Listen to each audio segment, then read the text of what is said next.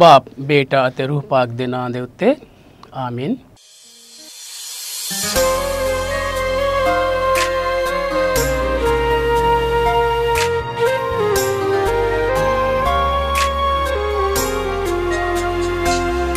ऐ पाक खुदा तू कर दे दया, ऐ पाक खुदा तू कर दे दया,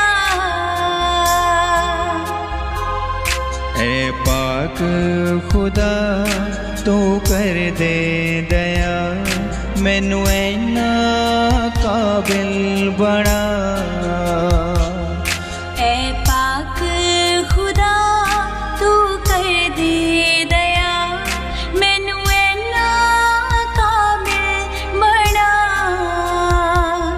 मैनू दनाई दा वरदान दे, तेरे पैदां नूं जान सका।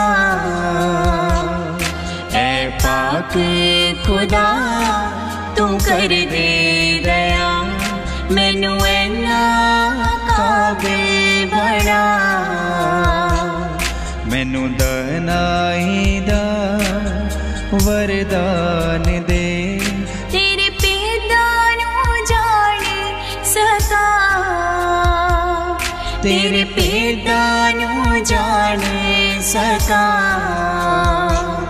तेरे पैदां नूं जान सका। प्यारे बच्चों, पाठ 5 ਵਿੱਚ ਅਸੀਂ ਨਿਆਂ ਅਧਿਕਾਰੀਆਂ ਬਾਰੇ ਪੜ੍ਹਿਆ ਜਿਨ੍ਹਾਂ ਨੇ ਸਮੇਂ-ਸਮੇਂ ਤੇ ਇਸਰਾਇਲ ਦੀ ਅਗਵਾਈ ਕੀਤੀ। ਇਹਨਾਂ ਵਿੱਚ ਗਿਦਿਓਨ, ਅਬੀਮਲਕ, ਤੋਲਾ ਤੇ ਜ਼ਾਇਰ, ਜਿਫਤਾ, ਸਮਸੂਨ, ਏਲੀ ਤੇ ਸੈਮੂਅਲ ਪ੍ਰਮੁੱਖ ਨਿਆਂ ਅਧਿਕਾਰੀ ਸਨ। ਏਲੀ ਦੀ ਮੌਤ ਤੋਂ ਬਾਅਦ ਸੈਮੂਅਲ ਨੇ ਉਮਰ ਭਰ ਇਸਰਾਇਲ ਦੀ ਅਗਵਾਈ ਕੀਤੀ।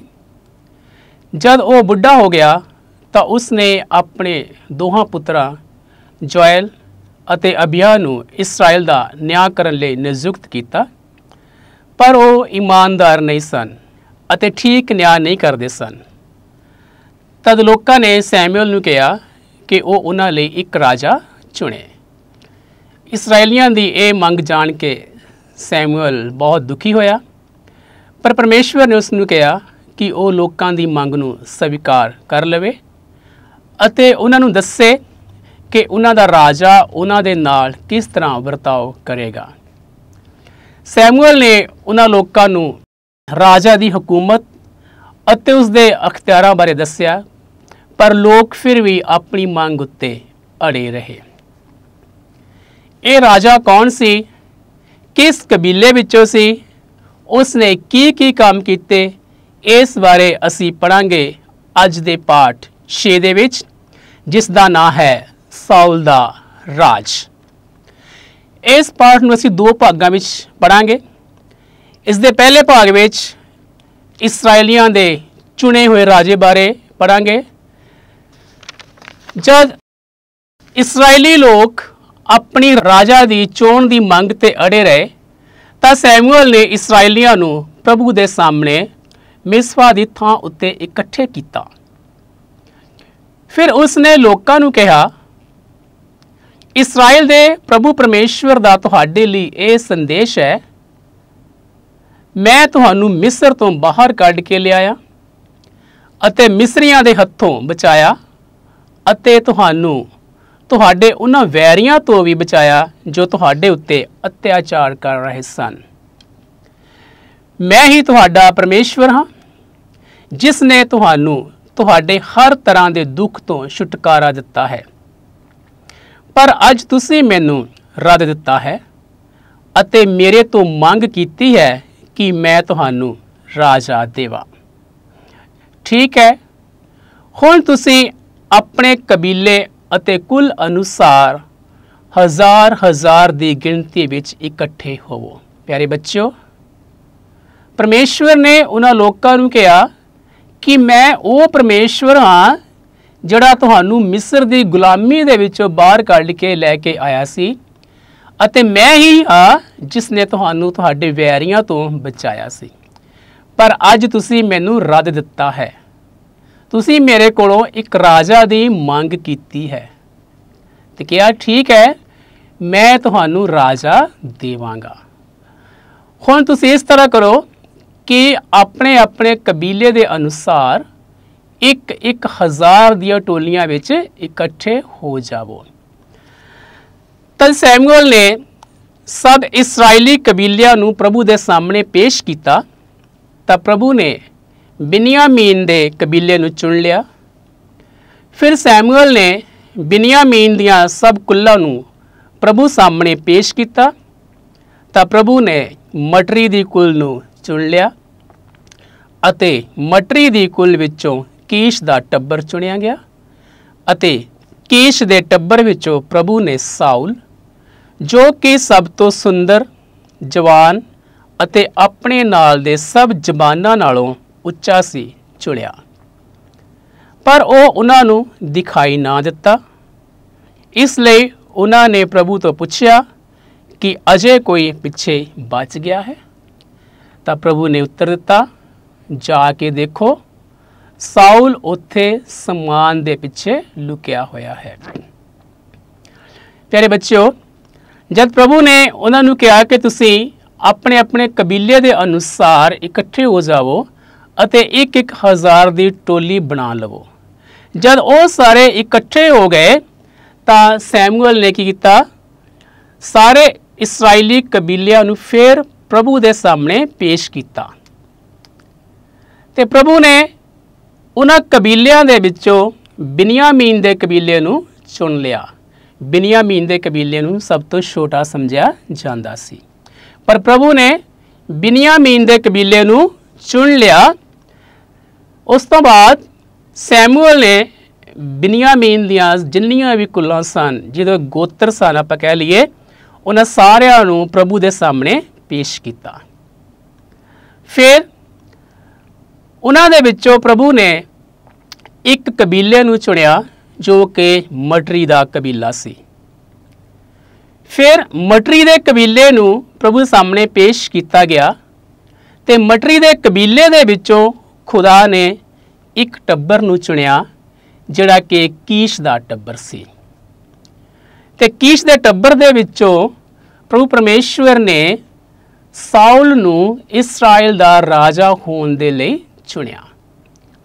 ਜਦ ਉਸ ਨੂੰ ਚੁਣਿਆ ਗਿਆ ਤਾਂ ਉਸ ਸਮੇਂ ਸਾਊਲ ਉਸ ਜਗ੍ਹਾ ਤੇ ਹਾਜ਼ਰ ਨਹੀਂ ਸੀ, ਉਹ ਕਿਤੇ ਜਾ ਕੇ ਛੁਪ ਗਿਆ ਹੋਇਆ ਸੀ। ਉਹਨਾਂ ਨੂੰ ਸਾਊਲ ਉੱਥੇ ਨਾ ਮਿਲਿਆ। ਤਦ ਉਹਨਾਂ ਨੇ ਫਿਰ ਪ੍ਰਭੂ ਦੇ ਕੋਲੋਂ ਪੁੱਛਿਆ, ਹੇ ਪ੍ਰਭੂ, ਕੀ ਕੋਈ ਅਜੇ ਪਿੱਛੇ ਬਾਕੀ ਹੈ? ਤਾਂ ਪ੍ਰਭੂ ਨੇ ਫਿਰ ਉਹਨਾਂ ਨੂੰ ਕਿਹਾ, ਜਾ ਕੇ ਦੇਖੋ, ਸਾਊਲ ਲੁਕਿਆ ਹੋਇਆ ਹੈ। ਲੱਭਣ ਲੱਗੇ ਕਿੱਥੇ ਲੁਕਿਆ ਹੋਇਆ?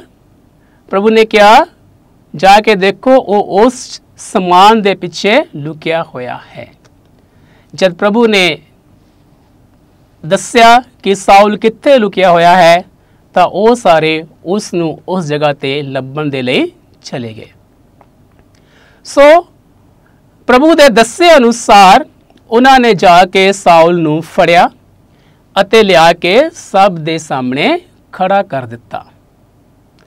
ਸਭ ਨੇ ਦੇਖਿਆ ਕਿ ਸਾਊਲ ਉਹਨਾਂ ਵਿੱਚੋਂ ਸਭ ਤੋਂ ਲੰਮਾ ਸੀ ਤੇ ਨਾਲ ਸੁੰਦਰ ਵੀ ਸੀ।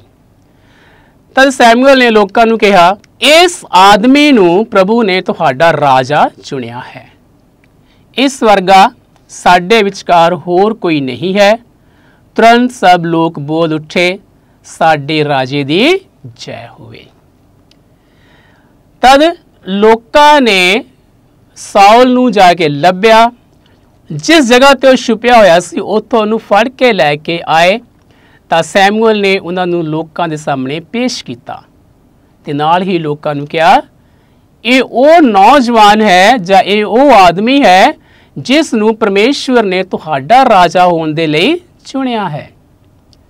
ਸਭ ਲੋਕਾਂ ਨੇ ਉਹਦੇ ਵੱਲ ਦੇਖਿਆ ਤੇ ਉਹ ਸਭ ਲੋਕਾਂ ਤੋਂ ਸਭ ਤੋਂ ਉੱਚਾ ਅਤੇ ਲੰਮਾ ਜਵਾਨ ਸੀ।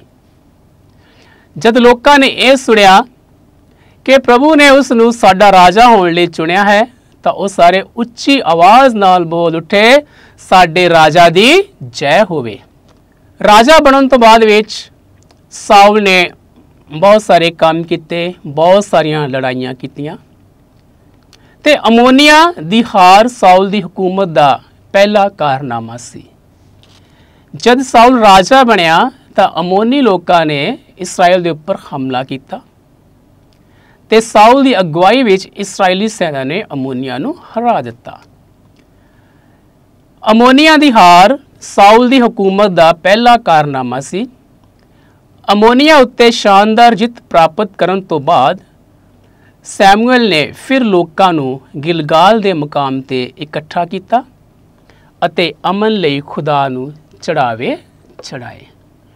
प्यारे बच्चों, उस समय ये रीत सी कि जद भी प्रभु उन्हां लोकां दे लई कोई काम करदा सी तां ओह सारे खुदा दे अगे जाके कुर्बानी चढ़ाउंदे सन। ते जद साउल ने अमोनिया उपर जित प्राप्त कर लई तां सैमुअल सब लोकां नूं इकट्ठे करके फिर प्रभु दी हजूरी विच गया ते उत्थे जाके उसने प्रभु नूं चढ़ावा चढ़ाया। ते जद समारोह खत्म होने तो पहला सैमुअल ने सारे लोकां नूं खुदा दी हजूरी विच फिर सद्दिया कि वह उसदे राज प्रबंध दी गवाही देण। उसने कहा कि जेकर उसने कोई गलती कीती है तो उसनूं दस्सण, पर उन्हां लोकां ने कहा तू कोई गलती नहीं कीती अते ना ही सानू कदे तंग परेशान किया है। तद सैमुअल ने लोकां नूं फिर आख्या कि वह भविख विच वफादार रहन। उसने साउल नूं चेतावनी दिती कि उसदी खुशहाली प्रभु खुदा उत्ते भरोसा रखण ते निर्भर करदी है। प्यारे बच्चों, साउल दे राजा बनन तो बाद विच उसने अमोनिया दे उपर सब तो पहली जित प्राप्त कीती ते खुदा दा धन्नवाद करन दे लई सैमुअल ने सब लोकां नूं गिलगाल दे मुकाम ते इकट्ठा कीता अते खुदा दे सामने कुर्बानी चढ़ाई। जद यह समारोह खत्म होने वाला सी तां सैमुअल ने फिर सारे लोकां नूं खुदा दी हजूरी विच इकट्ठा किया ताकि वह दस्सण कि जदों तक वह उन्हां दी अगवाई करदा रहा उसका राज प्रबंध किहो जिहा सी। सैमुअल ने लोकां नूं पुछया कि जेकर मैं कोई गलती कीती है तां तुसीं मैनूं दस्सो। पर सारे लोकां ने एक आवाज़ नाल कहा कि तू कोई गलती नहीं कीती अते ना ही कदे सानू तंग परेशान किया है। तो सैमुअल ने कहा तुसी इस गल दे राजा दे सामने अते प्रभु दे सामने गवाह हो। नाल ही उसने लोकां नूं कहा कि वो हमेशा खुदा दे प्रति अते राजा दे प्रति वफादार रहन। इस दे नाल ही उसने साउल नूं चेतावनी दिंदे हुए कहा कि तेरा राज उस समय तक सलामत रहेगा, सुरक्षित रहेगा जब तक तू प्रभु खुदा दे उत्ते भरोसा रखेगा।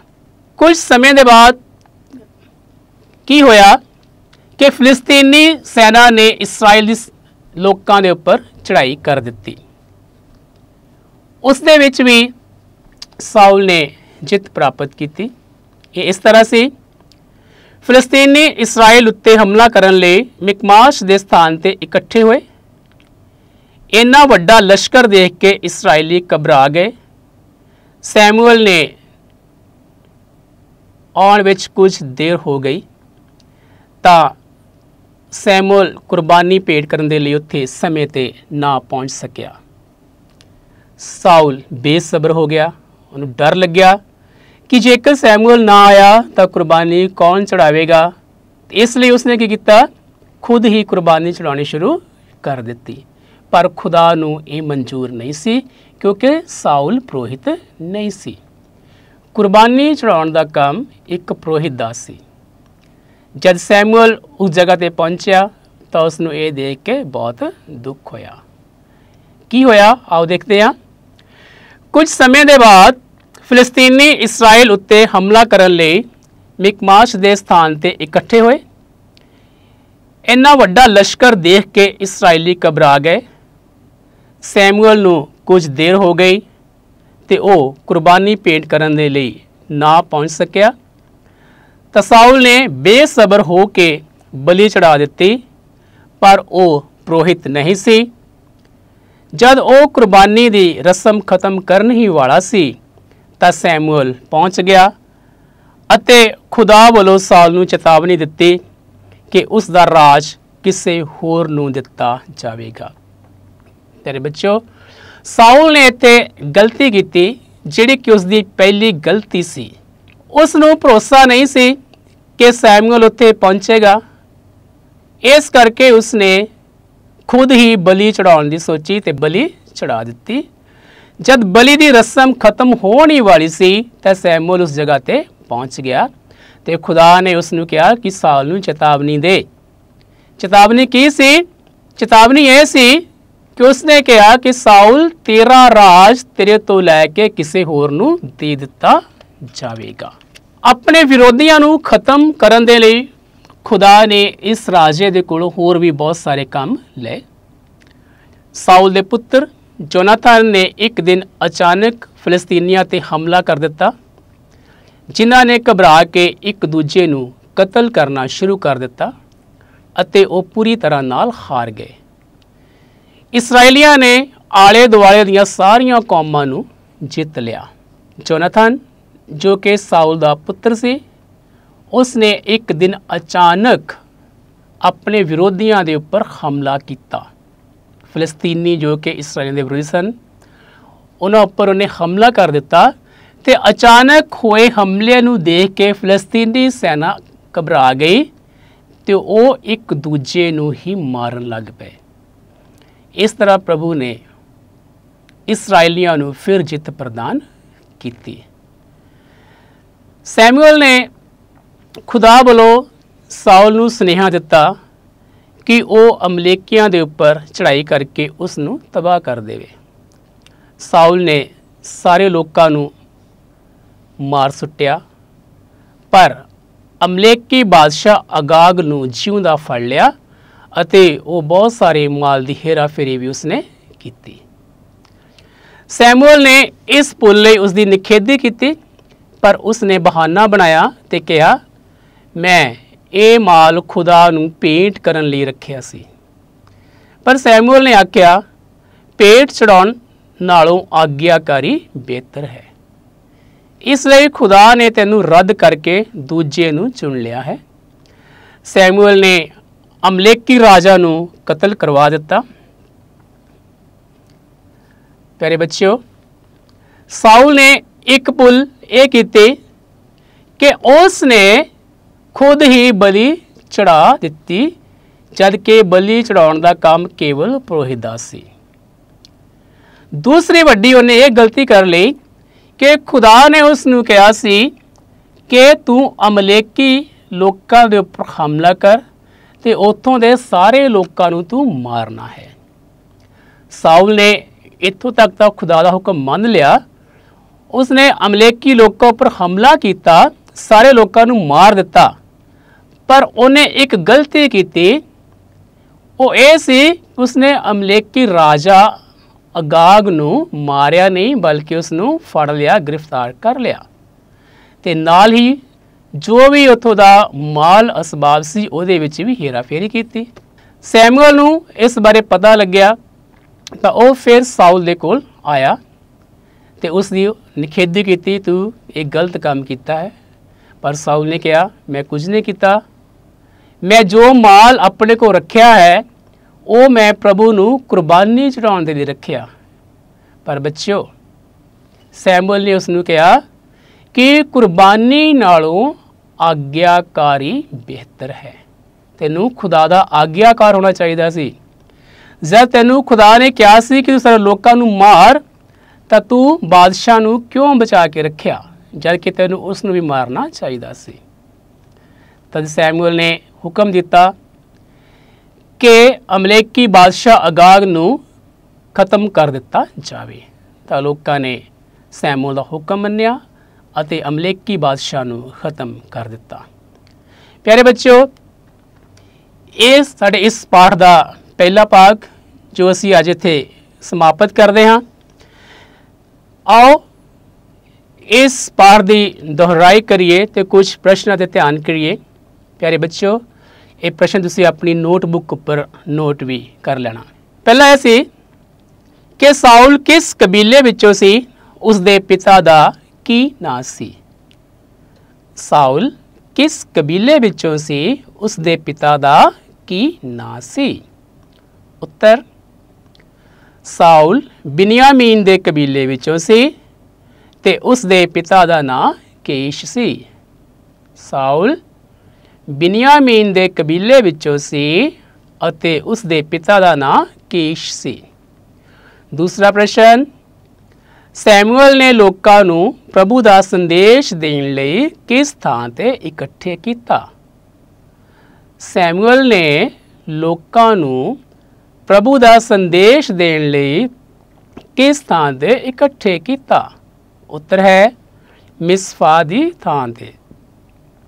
ਉੱਤਰ ਕੀ ਹੈ? ਮਿਸਪਾ ਦੀ ਥਾਂ ਤੇ। ਤੀਸਰਾ ਪ੍ਰਸ਼ਨ, ਸਾਊਲ ਦਾ ਪਹਿਲਾ ਕਾਰਨਾਮਾ ਕੀ ਸੀ। ਸਾਊਲ ਦਾ ਪਹਿਲਾ ਕਾਰਨਾਮਾ ਕੀ ਸੀ। ਉੱਤਰ ਹੈ ਅਮੋਨੀਆ ਉੱਤੇ ਜਿੱਤ। ਉੱਤਰ ਕੀ ਹੈ? ਅਮੋਨੀਆ ਉੱਤੇ ਜਿੱਤ। ਅਗਲਾ ਪ੍ਰਸ਼ਨ, ਸੈਮੂਅਲ ਨੇ ਸਾਊਲ ਨੂੰ ਕੀ ਚੇਤਾਵਨੀ ਦਿੱਤੀ। ਸੈਮੂਅਲ ਨੇ ਸਾਊਲ ਨੂੰ ਕੀ ਚੇਤਾਵਨੀ ਦਿੱਤੀ। ਉੱਤਰ ਹੈ ਸੈਮੂਅਲ ਨੇ ਸਾਊਲ ਨੂੰ ਇਹ ਚੇਤਾਵਨੀ ਦਿੱਤੀ ਕਿ ਉਸ ਦੀ ਖੁਸ਼ਹਾਲੀ ਖੁਦਾ ਉੱਤੇ ਭਰੋਸਾ ਰੱਖਣ ਤੇ ਨਿਰਭਰ ਕਰਦੀ ਹੈ। ਸੈਮੂਅਲ ਨੇ ਸਾਊਲ ਨੂੰ ਇਹ ਚੇਤਾਵਨੀ ਦਿੱਤੀ ਕਿ ਉਸ ਦੀ ਖੁਸ਼ਹਾਲੀ ਖੁਦਾ ਉੱਤੇ ਭਰੋਸਾ ਰੱਖਣ ਤੱਕ ਨਿਰਭਰ ਕਰਦੀ ਹੈ। ਅਗਲਾ ਪ੍ਰਸ਼ਨ, ਸਾਊਲ ਨੇ ਕਿੰਨੀਆਂ ਭੁੱਲਾਂ ਜਾਂ ਗਲਤੀਆਂ ਕੀਤੀਆਂ। ਸਾਊਲ ਨੇ ਕਿੰਨੀਆਂ ਭੁੱਲਾਂ ਜਾਂ ਗਲਤੀਆਂ ਕੀਤੀਆਂ। ਉੱਤਰ ਹੈ 2। ਉੱਤਰ ਹੈ 2। ਅਗਲਾ ਪ੍ਰਸ਼ਨ, ਸਾਊਲ ਦੀ ਪਹਿਲੀ ਭੁੱਲ ਕਿਹੜੀ ਸੀ। ਸਾਊਲ ਦੀ ਪਹਿਲੀ ਭੁੱਲ ਕਿਹੜੀ ਸੀ। ਉੱਤਰ ਹੈ ਉਸ ਨੇ ਪੁਰੋਹਿਤ ਨਾ ਹੁੰਦੇ ਹੋਏ ਵੀ ਬਲੀ ਚੜਾਈ। ਉਸ ਨੇ ਪੁਰੋਹਿਤ ਨਾ ਹੁੰਦੇ ਹੋਏ ਵੀ ਬਲੀ ਚੜਾਈ। ਅਗਲਾ ਪ੍ਰਸ਼ਨ, ਸਾਊਲ ਦੀ ਦੂਜੀ ਭੁੱਲ ਕਿਹੜੀ ਸੀ। ਸਾਊਲ ਦੀ ਦੂਜੀ ਭੁੱਲ ਕਿਹੜੀ ਸੀ। ਉੱਤਰ ਹੈ ਖੁਦਾ ਦੇ ਹੁਕਮ ਦੀ ਉਲੰਘਣਾ ਕਰਕੇ ਅਮਲੇਕੀ ਰਾਜਾ ਨੂੰ ਜਿਉਂਦਾ ਫੜਨਾ ਅਤੇ ਬਹੁਤ ਸਾਰੇ ਮਾਲ ਦੀ ਹੇਰਾਫੇਰੀ ਕਰਨਾ। ਖੁਦਾ ਦੇ ਹੁਕਮ ਦੀ ਉਲੰਘਣਾ ਕਰਕੇ ਅਮਲੇਕੀ ਰਾਜਾ ਨੂੰ ਜਿਉਂਦਾ ਫੜਨਾ ਅਤੇ ਬਹੁਤ ਸਾਰੇ ਮਾਲ ਦੀ ਹੇਰਾਫੇਰੀ ਕਰਨਾ। ਬੱਚਿਓ, ਇਹ ਸੀ ਸਾਡੇ ਪਾਠ ਦਾ ਪਹਿਲਾ ਭਾਗ, ਜਿਸ ਦੇ ਵਿੱਚ ਅਸੀਂ ਰਾਜਾ ਸਾਊਲ ਦੇ ਚੁਣੇ ਜਾਣ ਦੇ ਬਾਰੇ ਵਿੱਚ ਅਤੇ ਉਹਦੇ ਕੰਮਾਂ ਦੇ ਬਾਰੇ ਵਿੱਚ ਅਤੇ ਉਸ ਤੋਂ ਕੀ ਗਲਤੀਆਂ ਹੋਈਆਂ ਉਹਦੇ ਬਾਰੇ ਵਿੱਚ ਜਾਣਿਆ ਤੇ ਕੁਝ ਅਸੀਂ ਇਹਦੇ ਪ੍ਰਸ਼ਨ ਵੀ ਦੇਖੇ। ਬੱਚਿਓ, ਤੁਸੀਂ ਇਹਨਾਂ ਪ੍ਰਸ਼ਨਾਂ ਨੂੰ ਆਪਣੀ ਨੋਟਬੁੱਕ ਉੱਪਰ ਨੋਟ ਕਰ ਲਿਆ ਹੋਵੇਗਾ ਤੇ ਇਹਨਾਂ ਨੂੰ ਚੰਗੀ ਤਰ੍ਹਾਂ ਯਾਦ ਕਰਨਾ। ਆਉਣ ਵਾਲੇ ਸਮੇਂ ਦੇ ਵਿੱਚ ਇਹ ਤੁਹਾਡੇ ਕੰਮ ਆਉਣਗੇ।